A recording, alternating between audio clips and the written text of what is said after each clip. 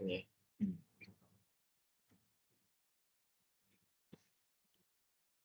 Assalamualaikum warahmatullahi wabarakatuh. Kami di sini ingin menjelaskan hasil laporan tugas 2 kami mata kuliah Data Warehouse dan Business Intelligence yang terdiri dari saya sendiri, Linggar Adiwibowo. Dan saya Rafael Alessandro Valentini.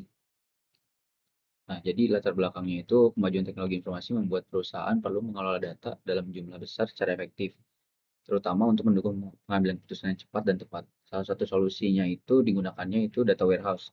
Jadi, data warehouse itu adalah tempat penyimpanan data terpusat yang dirancang khusus untuk kebutuhan analisis. Pada studi kasus kali ini, data penjualan perusahaan disimpan dalam sebuah data warehouse dengan skema bintang atau star skema yang terdiri dari satu fact table dan beberapa dimension table. Dengan struktur tersebut, proses analisis dapat dilakukan lebih efisien karena setiap transaksi penjualan dapat dilihat dari berbagai sudut seperti waktu, lokasi, maupun produk. Nah, agar perusahaan dapat memahami performanya secara objektif, dibutuhkan alat ukur yang jelas atau standarisasi. Nah, disinilah KPI berperan. KPI itu digunakan sebagai metrik untuk melihat apakah perusahaan sudah bergerak menuju target yang ingin dicapai. Pada tugas kali ini, KPI yang dihitung berfokus pada finansial perspektif, yaitu perspektif yang menilai kondisi pendapatan, tingkat profitabilitas, kestabilan penjualan, serta efektivitas strategi harga. Untuk membuat analisis menjadi lebih mudah dipahami, hasil KPI ini diubah menjadi visual melalui dashboard interaktif menggunakan Looker Studio. Nah, dashboard tersebut terkoneksi langsung dengan database MySQL online sehingga dapat menampilkan data secara real time sesuai persyaratan tugas 2 ini. Dengan visualisasi yang baik, pengguna dapat melihat tren penjualan, kontribusi wilayah, fluktuasi pendapatan, serta berbagai faktor lain yang mempengaruhi kinerja finansial perusahaan. Secara keseluruhan, proyek ini bertujuan untuk menggabungkan konsep data warehouse, perhitungan KPI, dan visualisasi data ke dalam satu kesatuan yang utuh. Hasilnya diharapkan dapat memberikan wawasan yang lebih dalam dalam mengambil keputusan, sekaligus meningkatkan kualitas pemantau kinerja perusahaan secara keseluruhan. Oke, masuk ke tujuan. Nah, tujuan dari pembuatan dashboard ini itu yang pertama menganalisis data penjualan yang tersimpan di data warehouse, yaitu mengidentifikasi pola, tren, dan hubungan antar data dalam fact table dan dimension table untuk memahami dinamika penjualan perusahaan secara menyeluruh. Yang kedua itu ada mengukur performa perusahaan dari perspektif finansial. Itu penilaian dilakukan melalui serangkaian KPI yang relevan seperti pertumbuhan pendapatan, stabilitas penjualan bulanan, nilai transaksi rata-rata, efektivitas diskon, kontribusi wilayah, dan indikator finansial lainnya. Yang ketiga itu ada mendesain 6 KPI yang terukur dan berbasis data SQL. Setiap KPI dirancang agar dapat dihitung langsung dari data warehouse menggunakan query SQL yang valid dan dapat divisualisasikan di dashboard. Yang keempat, ada membangun dashboard interaktif berbasis Looker Studio. Itu dashboard yang dibuat harus memvisualisasikan hasil KPI, menampilkan status pencapaian target, serta dapat diakses secara online dengan koneksi langsung ke database MySQL. Dan yang terakhir ini menyediakan alat bantu keputusan yang mudah dipahami oleh pemangku kepentingan. Itu visualisasi bertujuan mempermudah manajer atau analis dalam menilai kinerja finansial, mengidentifikasi area yang memerlukan perbaikan, dan mengevaluasi efektivitas strategi penjualan. Selanjutnya itu ada sumber data, itu data yang digunakan dalam proyek ini berasal dari data warehouse penjualan yang disediakan dalam file dump unsur.dwh.sql. Data warehouse tersebut menggunakan star schema yang terdiri dari fact sales, dimension date, dimension location, dan dimension product.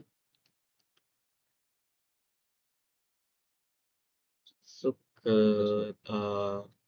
dashboard yang sudah dibuat dari KPI.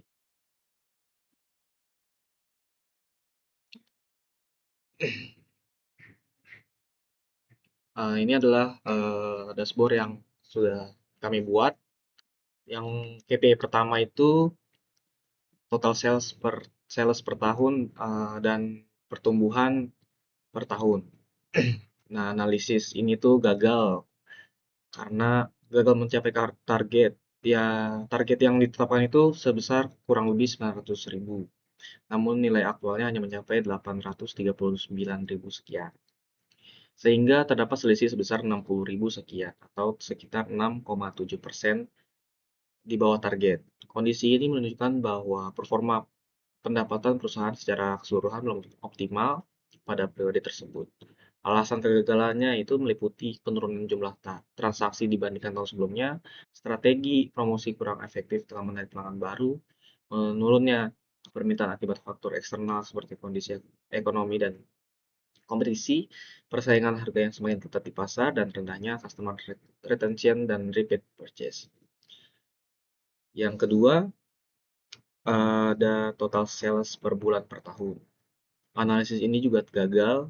KPI pertumbuhan penjualan dinyatakan gagal, di mana target adalah pertumbuhan positif,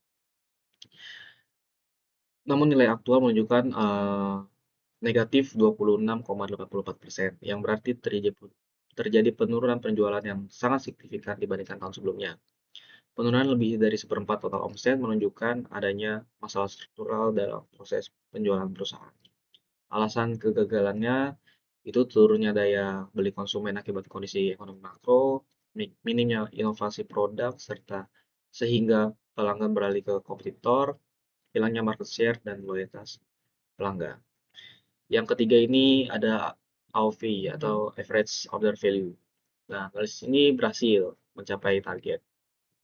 Target yang ditetapkan itu kurang lebih 900, sedangkan nilai aktual mencapai 993,88, yaitu melebihi target sebesar 93,88 atau sekitar 10,4%. Hal ini menunjukkan peningkatan rata-rata nilai transaksi pelanggan dan performa revenue per order yang solid. Alasan keberhasilan itu program upselling dan cross-selling diterapkan dengan baik, paket bundling dan produk premium menarik minat pelanggan bernilai tinggi, dan pelanggan aktif memiliki daya beli pasar. Selanjutnya itu di sini ada KPI keempat atau menghitung total quantity sold per tahun. Nah, analisis KPI ini juga gagal karena KPI total quantity ini tidak memenuhi target. Jadi di dashboard ini menunjukkan bahwa perusahaan memberikan rata-rata diskon tinggi, yaitu sebesar 32,03%. Nah, dengan quantity yang tidak mencapai target, menandakan bahwa meskipun diskon besar diberikan, tapi demand produknya itu masih rendah. Nah, alasan kegagalan KPI ini itu karena ketergantungan berlebihan pada diskon untuk meningkatkan penjualan, diskon besar tidak menggerakkan penjualan sesuai harapan, persaingan harga memaksa perusahaan memberikan diskon lebih tinggi, lalu yang terakhir itu alasannya permintaan terhadap produk menurun di beberapa kategori. Lalu KPI yang kelima juga gagal. Jadi KPI kelima ini sales variance atau monthly sales. KPI ini menunjukkan bahwa penjualan bulanan mengalami fluktuasi yang terlalu tinggi. Targetnya adalah kestabilan. Jadi karena fluktuasinya terlalu tinggi, KPI ini dinyatakan gagal, namun dashboard menunjukkan varians besar dan ketergantungan pada bulan-bulan tertentu. Nah, alasan kegagalannya itu aktivitas promosi tidak merata sepanjang tahun. Beberapa bulan memiliki penjualan sangat rendah tanpa perbaikan strategi. Lalu yang selanjutnya ketergantungan terhadap periode tertentu, kurangnya strategi khusus untuk low season month. Lalu yang terakhir ada tidak adanya monitoring bulanan yang konsisten. Lalu KPI yang terakhir itu di sini region sales contribution. Nah, KPI ini juga gagal karena KPI kontribusi penjualan per wilayah ini tidak mencapai target keseimbangan. Wilayah West ini mendominasi kontribusi penjualan secara berlebihan, sedangkan wilayah lainnya seperti East, Central, dan South masih memberikan kontribusi yang rendah. Jadi alasan kegagalannya itu distribusi produk tidak merata di seluruh wilayah, aktivitas promosi pada wilayah tertentu saja, perbedaan daya beli dan karakteristik pasar antar wilayah, lalu sales force lebih kuat di wilayah West dibandingkan wilayah Central, East, maupun South. Lalu channel partner dan awareness tidak merata. Terakhir kesimpulan, berdasarkan analisis terhadap 6 KPI finansial yang dibangun melalui data warehouse dan divisualisasikan dalam dashboard Looker Studio, dapat disimpulkan bahwa kinerja finansial perusahaan secara umum belum mencapai target yang telah ditetapkan. Dari 6 KPI yang dianalisis, hanya average order value yang berhasil memenuhi sasaran, sementara 5 KPI lainnya menunjukkan hasil di bawah ekspektasi. Total sales per tahun tidak mencapai target dan pertumbuhan penjualan mengalami penurunan signifikan, menandakan adanya pelemahan performa di penjualan dibandingkan tahun sebelumnya.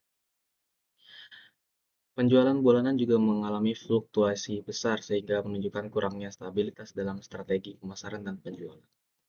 Selain itu, tingginya rata-rata diskon yang diberikan tidak memberikan dampak signifikan terhadap volume penjualan, sehingga mengindikasikan adanya ketidakseimbangan antara strategi promosi dan respon pasar.